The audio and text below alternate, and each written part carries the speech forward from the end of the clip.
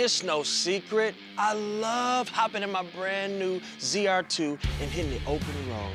And today, no pun intended, all roads lead to Cody Rhodes, the dynamic WWE superstar that has personified dedication and determination in his storied, well-traveled in-ring career. Welcome to WWE Grit Glory, presented by Chevy Silverado.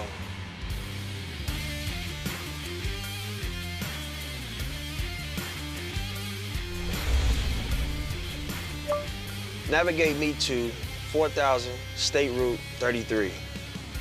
Okay, 4000 Florida 33. Here we go. All right, so today Cody and I are going on a Rhodes trip. See what I did there?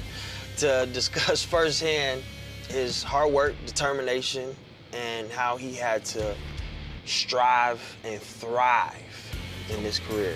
You know, if anybody knows about hard work, dedication, and reviving themselves, it's Cody Rhodes. Go pick him up.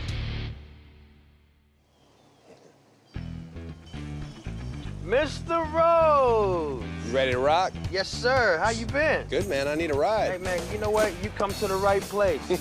Let's go. Look at this. Styling and profiling, being wilding and everything. Thanks for taking the time, young man. What a How's ride everything? here, man. Well, you know. What a ride. Shoot, man. You back. I can't believe it. This couldn't have been written any better way. I had to come back, you know? Shoot, yeah. I mean, it's written in the stars, man. Like, as me being a up-and-comer, I have a great relationship with my father. Yeah. As you had as well. Dusty Rhodes, man. And to a lot of people, he's like looked at as like the greatest of all time, man. Depends on where you're from, right? Right. Depends on where you're from. Were you like aware of like how revered he was as a child? Cause you know, that's your dad, you know? Like sometimes like we see them just as our father and like the world sees him a certain way. Before I saw and before I heard a crowd react to him, he was dad. He was dad, and I was more of a mama's boy. Like he was dad, you know? You know, my earliest memories are around wrestling rings, so. Did you initially fall in love with it as a child, or did it take some time to like really grow on to you? I don't think it took more than 2 seconds. Wow.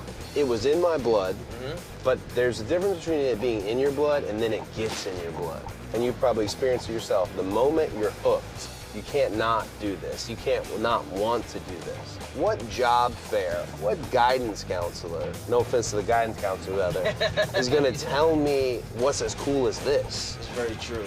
How did the family initially feel when you decided like, hey, this is what I'm going to do? I remember I came back home driving with, just like we're driving in a truck with my dad, and I told him. I think he knew that conversation was coming. And I'll never forget. He said, well, if you're gonna do it, you're only gonna do it to be the best. Wow. And then the part that really made me feel good as a son, he started listing a roadmap for me. He mentioned OVW, he mentioned Missouri, he mentioned potentially going to Japan. So he was not only supportive, he wanted to be on the team. And we didn't get a lot of times where we were that part of the same team. Same last name, sure. But that was really special to hear. Oh my gosh, he's gonna support me. Man, I couldn't imagine how that felt. Like, did anybody perceive you differently? Like, hey, you know, I wanna...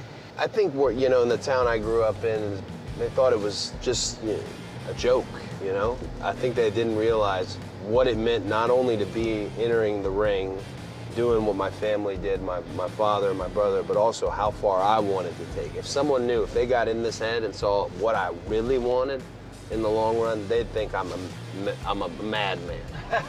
But that's the only way to do it, man. Like, it's like he told me, it's his fault. It's riding in a truck like this, his fault, saying if you're gonna do it, you're gonna do it to be the best. Well, The bar's already been set. the bar's been set, you know? It's set dangerously high, you know? It's just crazy, like how everyone is performing at such a high level, you know? A lot of people can say that, but they can't say it like you. I had the bad luck and the good luck and the pleasure of things being so bad at one point that I was able to make them so good by my little what I'd call excursion, my world journey. I was transitioning. What does it look like, right? What is Cody Rhodes gonna look like from Create a Wrestler 2007, where the only attribute about me was my dad was Dusty Rhodes. There was nothing on the surface. I went through a bitter and a jaded portion. It wasn't a character, but it was happening. Right. My brother kind of came in terms of, I would say there was a little bit of a life raft to do the tag team and to actually have the Rhodes brothers, but to love each other and be able to share that love on TV, it was all very real. You know, we didn't grow up together, so this was active together with each other, active. Learn about each other, learn what we like, what we don't like. And then it hits a unique wall on the form of Stardust, because there were times where it was a mask that I didn't want, and then there were times it was a mask that I did want. You know, while I was doing Stardust, my dad passed away. That was 2015. Very true, yep. Nothing I needed more at that time, actually, than to hide, to cover up. I wasn't ready to be Cody Rhodes. I wasn't ready to be anything. The last piece of it all, though, that I needed to find was, not to sound dramatic, but was the American Nightmare itself. Being the son of the American dream, and it just was time to take the mantle in my own way. I am part of a royal family of wrestling, and I'm lucky and humbled to be part of it, but now I'm carrying it with me. I'm not hiding it, I'm not disguising it. Why do you feel like this is the best time for Cody Rhodes to return back to the WWE? Well, I'll give you a somewhat arrogant... I mean to stump you. No, I'll give you a somewhat arrogant answer. And I don't mean it with arrogance, but I feel like for 2-3 years, I feel like nobody's been able to touch me in the ring.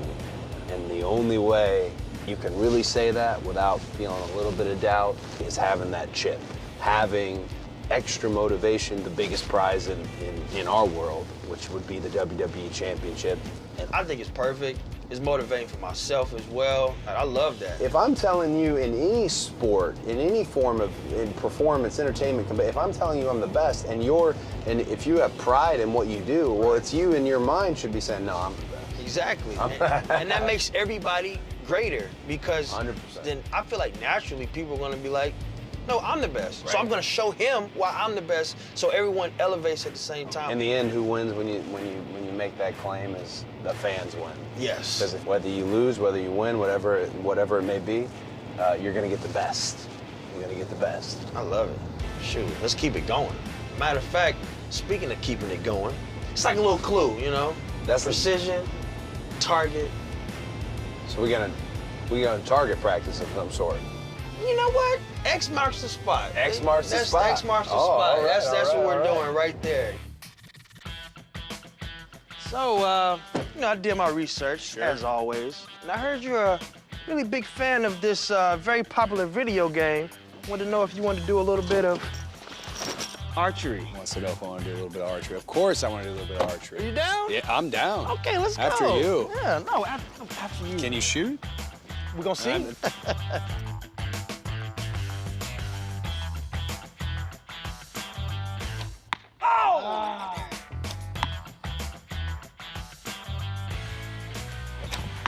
Whoa! Hey, we made contact. So, I had the pleasure in 2015 when I was first signed to the Performance Center to be under your father. Oh, yeah. And his teachings. And the knowledge that he was passing on to the future generations as well. You currently, right now, are doing something very similar with the school. We get a lot of, I do just the beginners, because Right. I feel like beginning is the most fun to teach. It's not so much about the high spots or the bumps or the run on the ropes or the drills or whatnot, as much as it's more the etiquette, not just because we respect each other, because we need each other.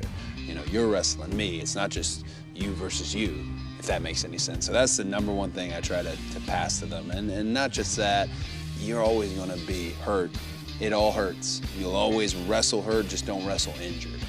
And finding that early on is really helpful, so you don't, blow a knee or do something drastic before you ever get your run going. Right. Yeah. So with that being said, us getting back on the road, what does the future hold for Cody Rhodes? That's a three-piece meal. Great dad, great husband, WWE champion. And I mean, it's so much easier said than done, for sure. But if not now, when? Right. You know, and again, I can live with things being unobtained. I can't live with them being unsaid. I got to make it clear. I got to make these intentions clear. It's no one else's fault at the end of the day. If it's a success or if it's a total dud, it's no one else but me. I've watched the entire family grow admiration for it, and I appreciate you taking time, shoot some arrows. Yeah, X marks the spot. Thank you very Appreciate it, much. boss, Welcome man. to the Wrestling Royal Family Club. God bless you, man. Thank you. You're in it now, man.